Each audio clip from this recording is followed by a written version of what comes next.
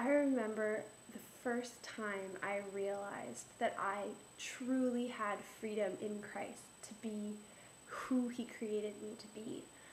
I was sitting in church and I was about 14 years old, and it was a time of worship, and as I sat there with my friends worshiping God, I had this urge to just lift my hands up in worship.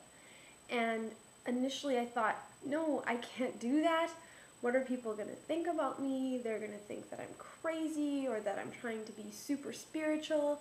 But I just kept feeling this need to lift my hands up. And I suddenly realized, I had this revelation from God that it really didn't matter what other people thought. It didn't matter.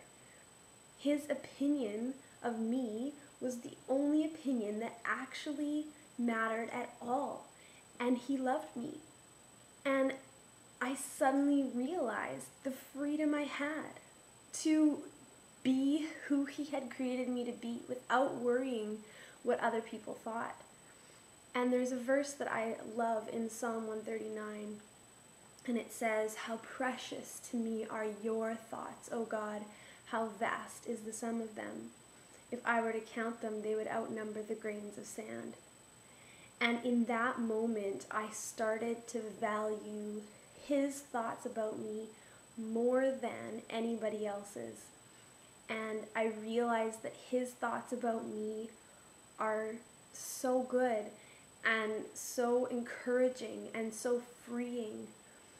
And if we value the world's opinions more than God's, it breaks His heart, because He paid such a high price to tell us what He thinks about us. He died on the cross so that we could know the Father's heart for us.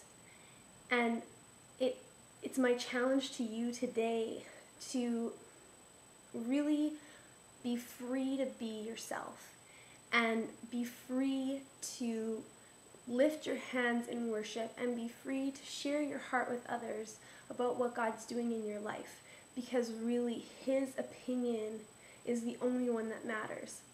And His thoughts about you are so good and they are so vast. When's the last time you asked Him what He thought about you? Take some time right now and just ask Him, God, what do you think about me? How do you see me today?